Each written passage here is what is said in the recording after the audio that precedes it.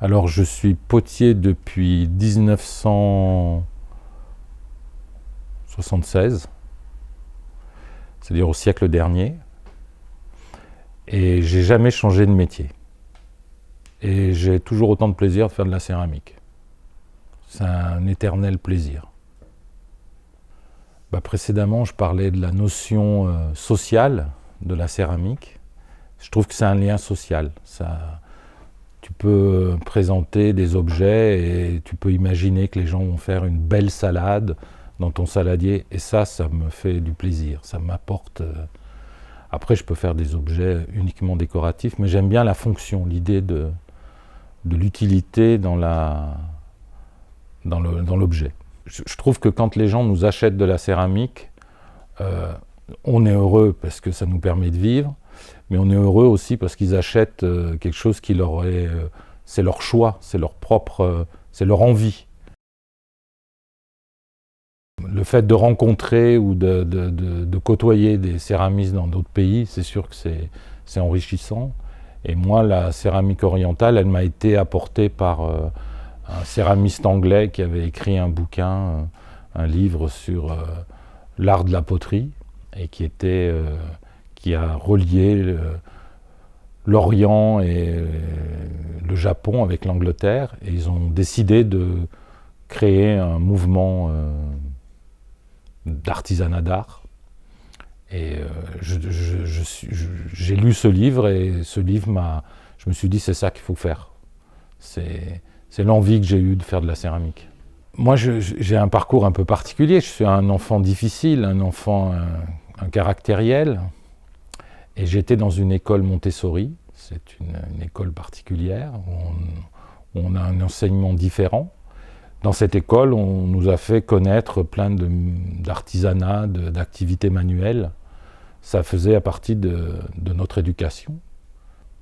C'est pour ça que je suis devenu artisan et que j'ai aimé la céramique. Et puis j'ai eu la chance aussi de rencontrer des potiers, puisque c'est une ville de céramique. La ville de Dieulefit dans la Drôme est une ville traditionnellement où il y avait des ateliers de céramique. Et bien entendu, quand tu vois des potiers autour de toi, tu as envie de faire un peu comme eux. C'est un métier magique. Alors j'ai décidé surtout d'être libre. C'est-à-dire d'avoir une entreprise, d'être libre et de payer des impôts. Ça paraît un peu rigolo, mais ma plus grande fierté, c'est d'un jour d'être venu voir mes parents et de leur dire « Regardez, j'ai une feuille d'impôt, maintenant je suis libre. Je ne dépends de personne. Je suis libre de faire ma vie avec mes moyens et mon argent. Je le gagne, je dépends de personne, j'ai pas de chef, j'ai pas de... » Voilà, c'était peut-être ce que l'école m'a appris, c'est d'être indépendant et respectueux, bien entendu, des choses de la vie, hein, mais pas être un gangster, j'aurais jamais eu la capacité de l'être, mais de faire un métier où tu es fier de ce que tu fais, quoi.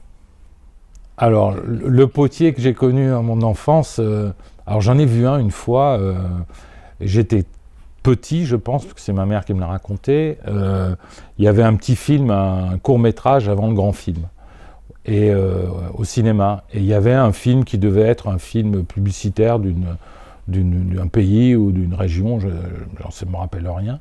Et il y avait un potier qui était filmé, on voyait les pots sortir, mais vachement, très vite. Enfin, j'ai un souvenir de rapidité de partir d'un truc, il faisait je sais pas, c'est peut-être... voilà. Et j'ai dit à ma mère, ah ben ça, j'aimerais bien faire ça. Voilà. Et puis, quelques temps après, grâce à mes parents, il y avait eu une exposition sur Rodin, et il y avait des sculptures de Rodin, et j'étais, mais alors, subjugué par les sculptures. Je les croyais très très grandes, et puis il y avait une sculpture qui m'a beaucoup plu, ça s'appelle La Cathédrale, et c'est deux mains comme ça de Rodin, qui sont posées l'une contre l'autre, comme je les ai maintenant. Et j'ai dit, c'est ça que je veux faire. Et la première céramique que j'ai fait, c'est une main, c'est un poing fermé, parce que j'étais un petit peu politisé, si on veut dire. Et j'ai fait un poing fermé, et cette pièce, elle est en haut sur l'étagère qui se trouve là-haut. Et je l'ai fait quand je devais avoir 12-13 ans. Ça, c'est la première pièce que j'ai faite. Et que ma mère a gardée, bien entendu, puisque heureusement que les parents sont là pour garder les pièces. Et mes parents sont décédés, j'ai récupéré mon point que j'avais réalisé quand j'étais enfant. J'ai aussi le souvenir d'un... On m'avait amené chez un potier, et ben voilà, on le regardait travailler, le temps passait, et arrive midi. Et le potier, à 11h30, midi moins le quart, commençait à s'arrêter de travailler, et il nous dit, ben, vous restez manger. Ah, ben, oui, bien sûr. Oui. Et puis on a bu l'apéro. Je devais avoir 12-13 ans, et il me sert un verre de vin rouge. Ouh là, je dis, c'est beaucoup. Mais bon, il a rajouté de l'eau quand même dedans pour dire. Et là, j'ai l'impression d'être devenu un adulte. Je me suis dit, tiens, on me prend pour ce que je suis, quoi. Pas un enfant, peut-être pas encore un adulte, mais presque. On m'a coupé le vin en deux, et là, je me suis dit, ah, c'est pas mal. Et j'ai beaucoup aimé ce potier. Vraiment. Moi, j'ai beaucoup aimé les gens parce que ils te donnaient de la confiance en toi, ils t'apportaient de l'attention. Et puis de la responsabilité. Je pense que ça aussi, tu pouvais faire des trucs et puis dire, ben, ça c'est moi qui l'ai fait. Je pouvais être, libre de faire des choses pour eux, mais bien dans un cadre défini. Et ça, c'était vachement chouette parce que l'école nous a permis de faire ça. On a pu aller chez les gens, découvrir les métiers. Et ça, c'était le top, quoi, parce que ils étaient généreux. Voilà.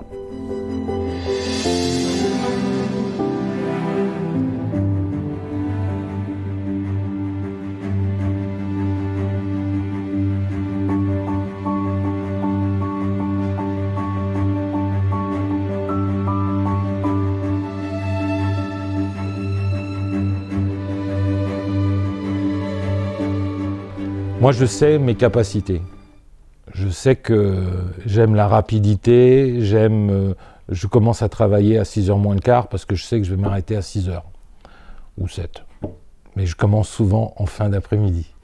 Pourtant, je suis là le matin au travail, mais je ne fais pas vraiment de la céramique, je fais toutes sortes de trucs. Et j'ai déjà vu des sculpteurs, et les sculpteurs, je trouve que c'est souvent pour moi des gens où ça demande des connaissances. C'est laborieux, mais terriblement laborieux. Je trouve que c'est long et très difficile. Ça demande vraiment une capacité que j'ai pas. J'adore l'argile. Vraiment, c'est un matériau que je trouve inépuisable. J'ai la chance d'avoir rencontré et d'avoir eu la possibilité de faire un tour de France pour aller voir des potiers et des ateliers. Et je l'ai fait très jeune. Et je le continue encore aujourd'hui quand je peux m'arrêter chez un... Si je ne m'arrête pas devant un panneau potier, je me dis, si moi je ne m'arrête pas, c'est pas terrible pour les autres. Mais c'est un monde, hein, les gens, parce que la céramique, c'est vaste. On peut aussi bien faire des pots comme je suis moi, potier. On peut le faire aussi de manière très artisanale, en ayant une production locale pour résoudre des problèmes de la vie quotidienne. Mais on peut faire des tuiles, des briques, des plaques, des carreaux... Enfin, c'est vaste. Et tout ça, c'est de la céramique. Hein. Alors, il y en a plein. Enfin voilà, l'argile, ça sert à tellement de trucs que c'est surprenant, quoi. Devenir potier aujourd'hui, c'est certainement, mais je dirais que du bien, puisque moi-même je le suis, et puis je rêve que plein de gens le fassent et apprécient ce métier. Dès que tu arrives, les 3/4 du temps, ils s'arrêtent de travailler, ils te proposent d'aller boire le thé. J'ai jamais bu de thé chez les potiers, mais enfin bon, voilà. On boit plutôt autre chose que du thé. Et puis, on ne les voit pas bosser. C'est assez rare. Ou alors, c'est le travail de potier de Tours. Et là, pendant les rencontres professionnelles, tu as des gens qui montrent et qui expliquent, qui divulguent leurs connaissances à 150 ou 200 personnes. C'est génial. Et cette année, on invite 3 céramistes, un céramiste qui vient de Catalogne, une céramiste qui vient de la Belgique, une céramiste qui vient des Corbières, où il reste encore un peu de vin, et qui nous fera une performance plutôt qu'une démonstration technique, on pense. Elle va travailler avec l'argile pendant 4 jours et elle va réaliser une œuvre ou quelque chose. On ne sait pas. Et l'autre, le catalan, lui, et on fera des cuissons aussi. Enfin, on a plein d'idées, hein. Après, il faut qu'on arrive à les mettre en place. Ça va être bien. Et je vous invite à venir découvrir cet événement.